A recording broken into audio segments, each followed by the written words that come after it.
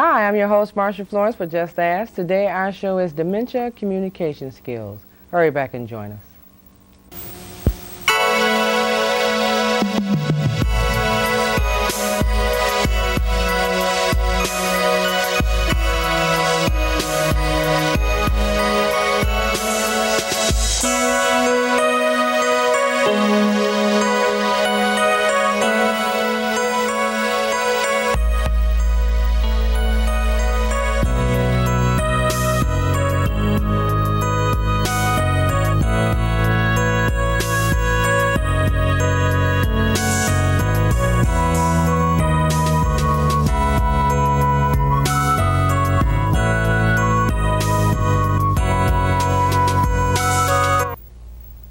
Hi, I'm your host, Marcia Florence for Just Ask. Today our show is Dementia Communication Skills, and we have with us Sue Fabian, Elderwise Advisor.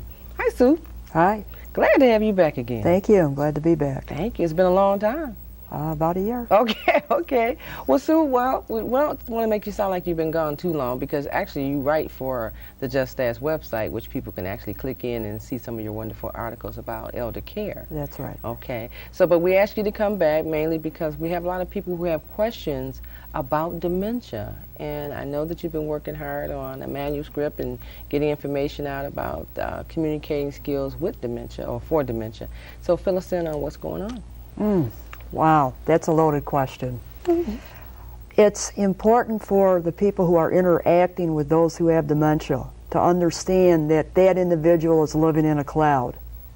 They have all these thoughts and feelings inside of them, but they can't get them out. And it's our job as the caregiver, whether we're a family member, a lay caregiver, a paid caregiver, to take the extra effort to try and reach through that cloud of dementia and make meaningful contact. And that's what I have written about. Okay. Now, your role altogether, I know you have quite a few titles there. One is counselor, one is attorney. Give us the whole gamut of what it is that Sue Fabian does. I wear 3 professional hats. One is as a licensed professional counselor in the state of Michigan. Another is as a geriatric care manager, where I help families figure out plans of care for their older adult. And finally, I am an elder law attorney. Okay. Now, with those 3 different hats, starting off with the elder law attorney, do you represent the elderly person themselves or the family member? How's that go? That's a great ethical question, because the first question of ethics is, who is my client? Right. It's not the older adult that just comes in. It's the older adult and their adult children or spouse or the whole family. Today I met with a group of 6 people representing their older adult. The older adult is my client, and that's my first line of loyalty. Whoever pays the bill is not my client. Okay. It's the older adult, and whatever I do has to be in the best interest of the older adult. Okay. That's wonderful. Because a lot of people don't think, well, especially seniors, they don't think they have a voice after a certain age. And, you know, who do they turn to? So is it like a foundation or organization of attorneys like yourselves that represent the elderly, or how does one seek you out? Well, there's a fairly new branch of the law called elder law.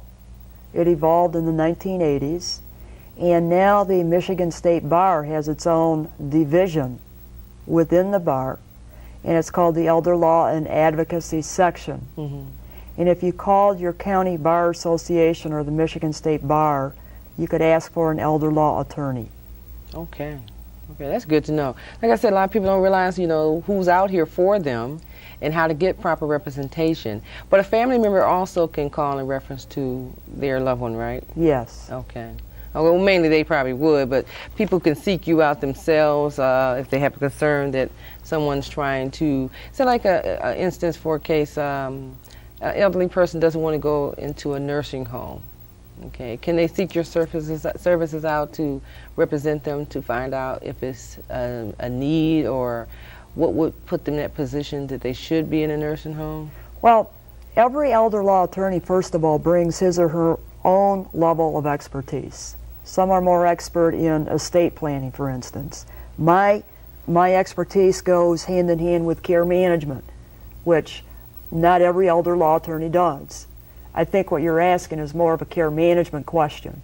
You know, what happens now with mom or dad? They don't want to go into a nursing home, and who wants to? Nobody wants to.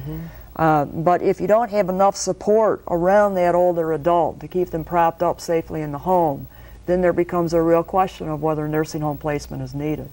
What you're getting to is the level of care question. What level of care does this older adult need? Can they be propped up in their home? Do they have to go to a nursing home? Is there some placement in between those two extremes that can work? And that's part of the work that I do under my care management hat. Okay. Okay, well, that's a big hat to wear, Sue. Okay. Well, I tell you what, we're going to take a commercial break, and we're going to come back and ask Sue Fabian some more serious questions about taking care of our elders. We'll be right back.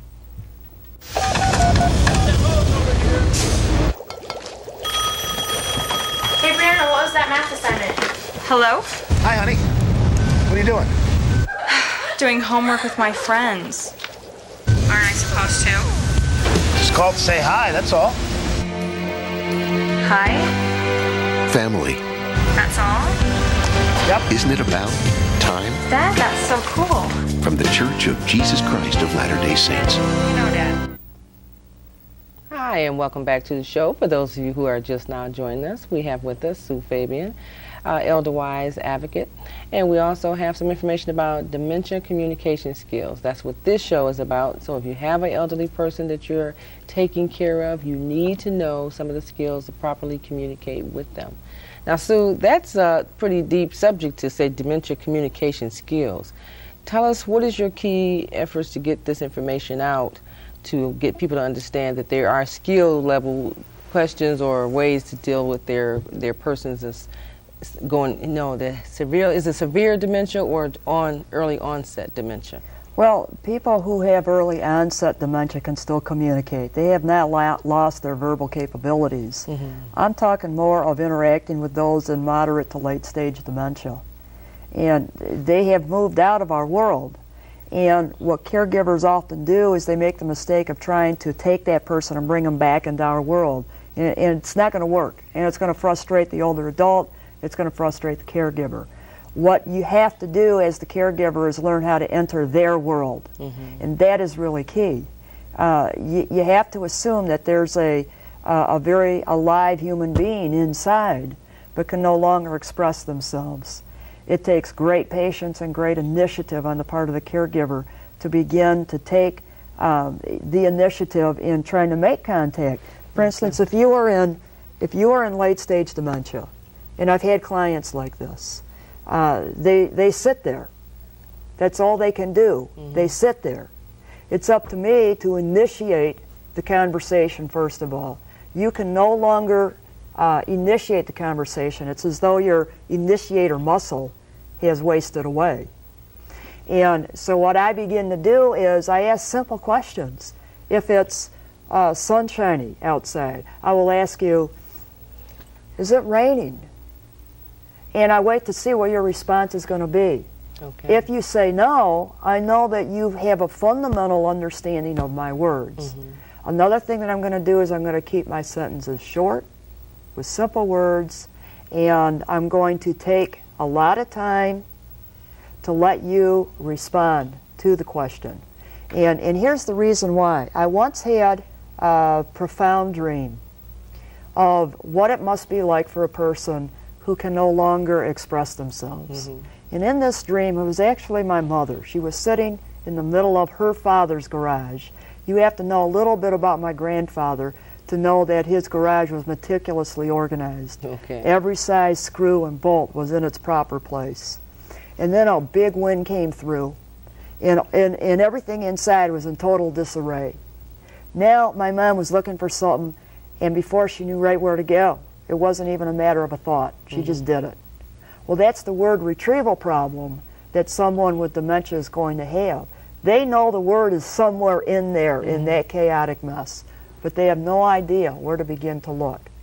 And so when I ask a question of you, I have to give you a lot of time.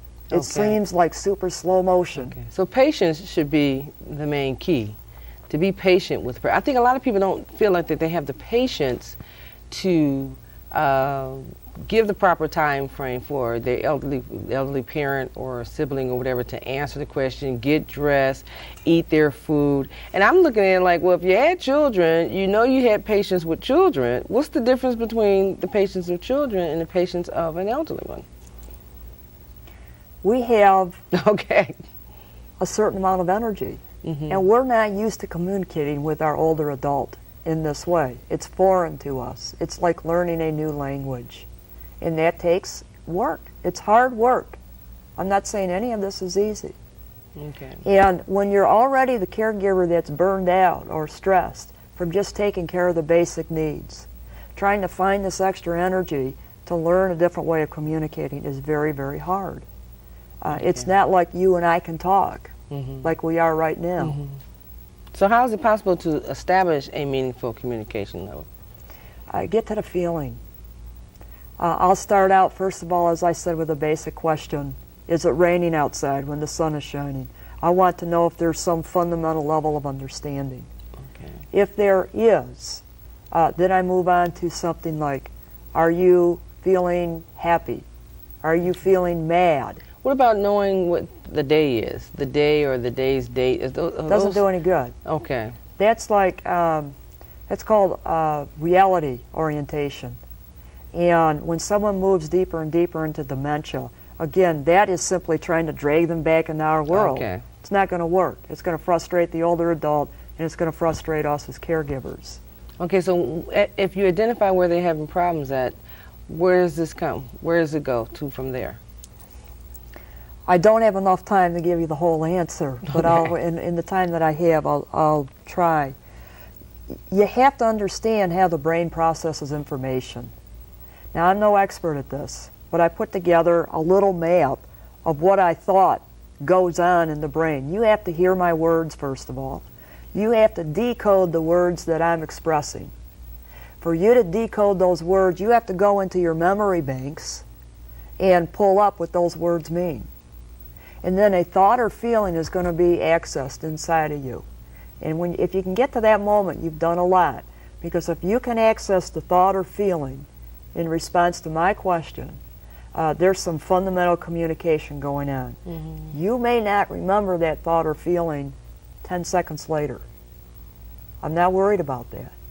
The point is you got the thought or feeling up. Okay. If you can get that far, then you can do things like talk about their childhood or take out old pictures.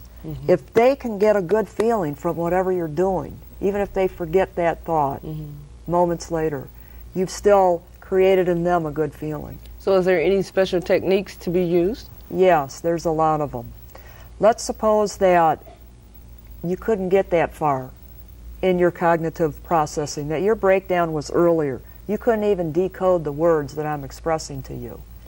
I started thinking about infants and the interactions that adults have with infants.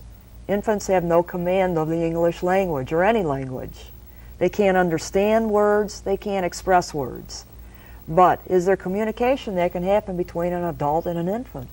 Absolutely. What do? We make eye contact, we smile, we hum tunes, we hold them. There's all kinds of ways we can still communicate. If an older adult in late-stage dementia has lost all of their verbal skills, then you got to get back to the basics. This is what I try and outline in some kind of a map form, how the brain processes information. If you can determine where the breakdown occurs, then knowing some of these ways of communicating, you can figure out which tools work more effectively at particular breakdown points. Okay. And that's what I educate people about. Wow, that's a lot. It's a lot. And you know what? It is a Just lot. thinking about it, though, do you have a time frame, or do you feel there's a time frame when you should start? I mean, is there a sign or something when you first know early on that a person has dementia, or how do you do it?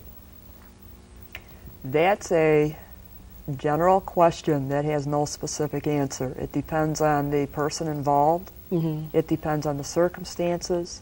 If the adult is still working, for instance, and they're in their job and now they're losing track of, if it's an accountant or someone that works with numbers, Now they can't work with the numbers anymore. They don't know what's going on. They don't understand.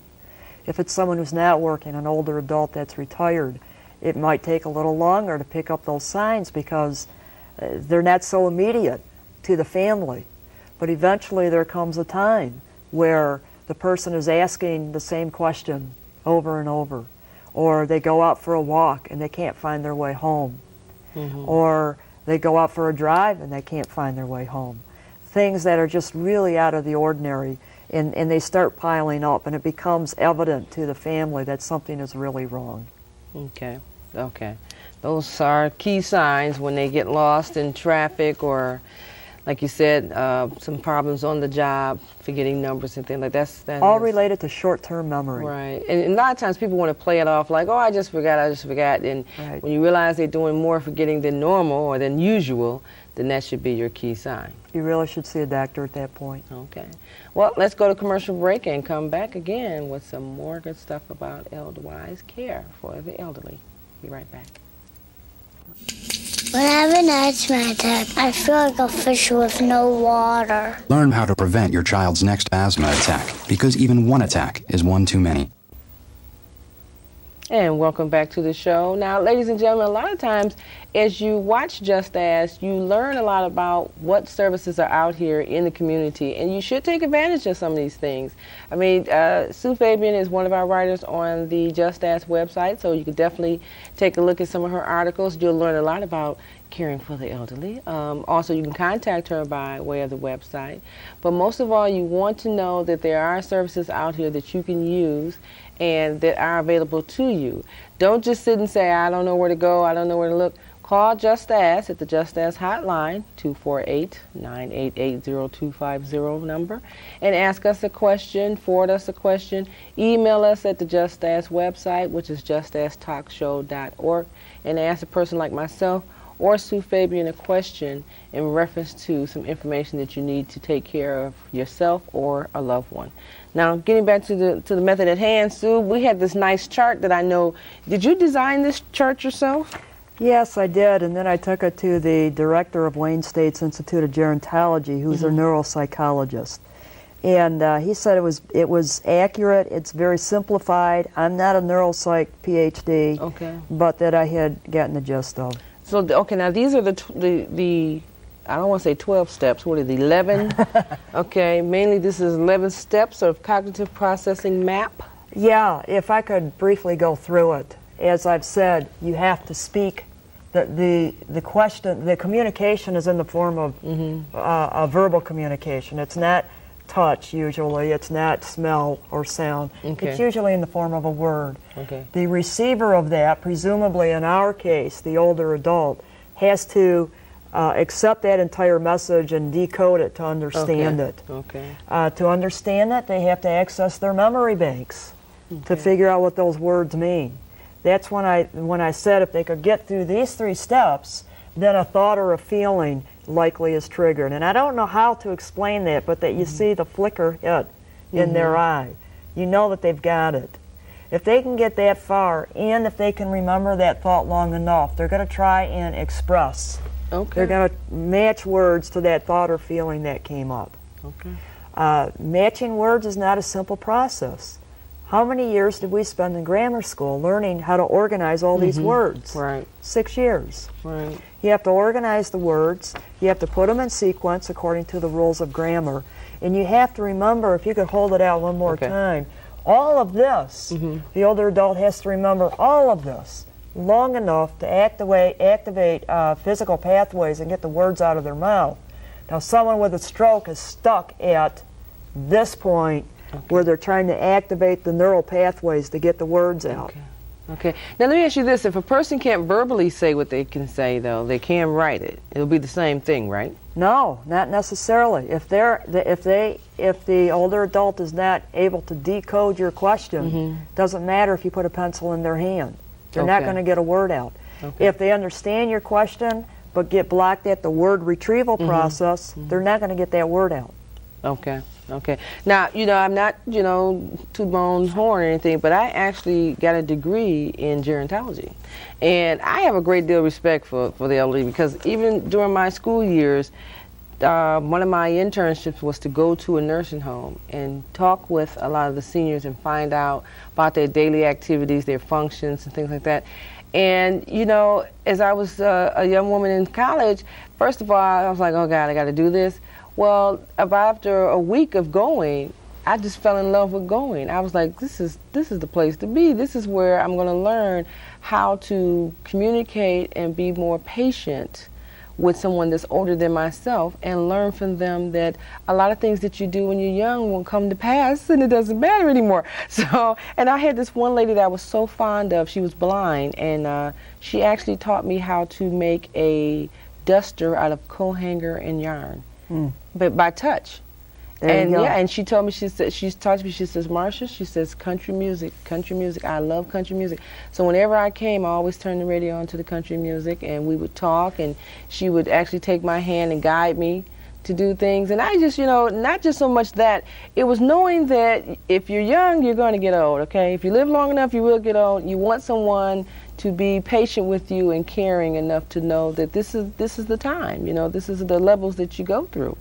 And I don't think we have enough people in the world, or young people really, that understands that grandma and grandpa are not just sitting in that chair and you just say hi. Right. You should actually have a conversation with them at best that you can, and hopefully they can respond, or at least they'll feel warmth that you answered, you know. It takes a lot of effort, and the best way I can explain it is, suppose a alien came and plucked you and put you on Mars. And now you're surrounded by all these Martians. They don't understand your language, and you don't understand their language. But wouldn't it feel wonderful if a Martian came up, sat by your side, and really tried to understand? Even if you still couldn't decode each other's language, you know that entity was trying to communicate with you. And that's what I'm talking about. You have to put in the effort. It's a lot of work. But that's where the communication happens with someone who has dementia. Well, as long as the Martian doesn't scare me, Sue, I would take on that responsibility. Okay. Well, now now is this a manual? This is a manuscript? Yes. Okay. Now, I don't know if we can get a shot of that because it probably is glaring, but it's reaching through the fog of dementia. Right. Soul expression from the fog. Reaching through the fog. Well, now here, is this like a caption of what you're telling us now? Or yes. Complete. Okay. It's our job to find ways to reach through the fog of dementia that these people live in. I'll give you one more instance. In this book, I'm working with a retired professor in late-stage dementia. I really wondered if he was thinking about end-of-life issues. Now, by outward appearance, it would seem as though he wasn't thinking about anything. But I believe that there remained a rich inner world to this human being. And so what I did is I took books out of his library, 4 or 5 of them. One of those books was a ringer. It's called Life After Life by Dr. Raymond Moody. And I put them all down on the table in front of him, and all I asked him was to pick a book, and I would read to him. Every week, guess what book he picked out? Life After Life. Now you can't tell me he wasn't thinking about End of Life Matters. And I read that material to him. In people who had had near-death experiences and what it was like for them. And this really had a calming effect with him. Wow. Yeah, I can imagine. Now I want to let people know that, you know, they can contact you or by way of us at the Just Ask Talk Show to inquire about the manual, and Sue will give you more insight on it. And also this particular piece is in there also, That's right? the most important page. page. Yeah. That's got to be a good piece in there, because a lot of people need to start to focus in on their loved ones as they see fit to know that when you're becoming of age. Is there a certain age for dementia, though? Let's ask that No, my question. youngest client, the saddest case I ever had was a 47-year-old man in late-stage dementia. He didn't even recognize his wife or kids anymore. Okay. But did they have the opportunity early on to recognize that he had that, or? I don't recall in that case. Okay. Because, see, that's the thing I'm saying, is that a lot of people, if they're that young, may hide behind that they're losing memory. You know, like, oh, I just forgot. Oh, you know, well, something's wrong. I don't know what it is, but it couldn't be serious. And then it's almost too late. you know, for them to really, if they haven't went to the doctor to see about it and they just hid behind the cloth? What people should know is that if you get to your doctor, it might be what's called a reversible dementia. Something else is causing dementia-like symptoms. Interactive effects of medication can do that. Right. If someone is very depressed, they're going to have short-term memory loss. There are metabolic imbalances that can cause these kinds of symptoms. Okay. At least give yourself a chance by going to the doctor and eliminating all the reversible reasons for this kind of symptomatology. Now, is there testing, though? Is there something a person should ask their physician to test for? The ultimate diagnosis of Alzheimer's type dementia, for instance, isn't made until after death at autopsy. But what a physician is going to do is take you through all the tests to rule out reversible forms. If everything's been ruled out, and they do a CAT scan to look at the size of the brain, if that is shrinking, then that's a pretty good marker of dementia. Okay. Okay. Now I want to ask you one more question before we wrap up. What is the therapeutic 20 question? We got less than a minute, so give us a little brief of that. All right. You have a thought in mind? All right. I'm going to try and get to that thought. Is it about this studio? Oh, of course. Okay. Is it about a person in this studio? Yeah, me. Okay. Okay, yeah. You're thinking of an individual in this studio? Okay. Is it about someone in this room? Is it one of the camera people? No. Is it about you? Yes. Okay, so you have a thought about you. All right, that's 15 seconds worth of therapeutic 20 questions. What I do is I shoot for categories. It's like a dartboard. You don't go for the center bullseye first. You go for the categories. Once you get the category, then you start focusing in your questions. If you do that, it's going to be less frustrating for me as the caregiver and you as the older adult to communicate. Okay. Otherwise, I could spend hours here trying to ask very particularized questions and trying to hit the bullseye. So that's the same thing as somebody keeps saying, "What's wrong? What's wrong? What do you want? What do you want? What do you need? What are you looking at?" So you can actually pivot into the person and find out what it is that the person is trying to get to. Right. Okay. Okay, because you surely did hit it on the head. What was I thinking? It's about myself. Okay, okay. Well, no, you know what? That's pretty good, because a lot of people, I tell you, if we don't know what to look for, we don't know what to ask for, we should what? Just ask. And that's where we come in at. That's if you don't have a clue, how will you ever know if you don't ask?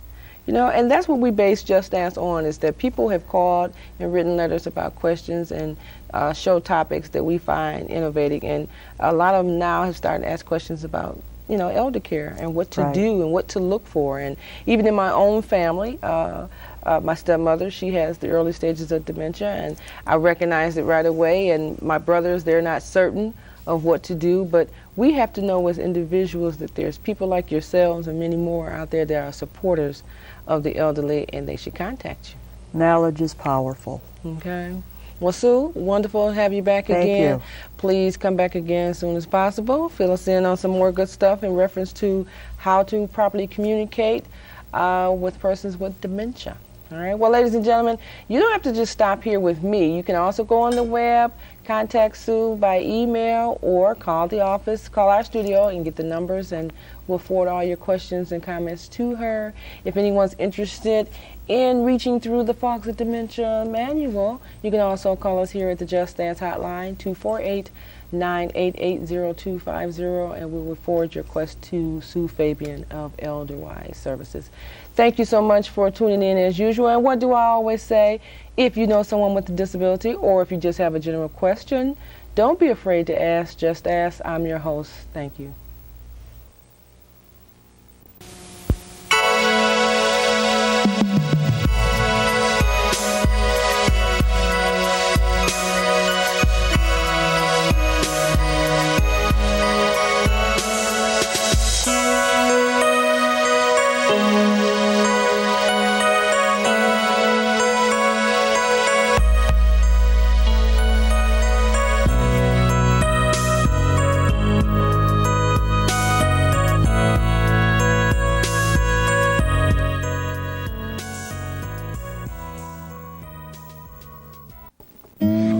I'm not stupid. I'm not lazy. I'm not slow.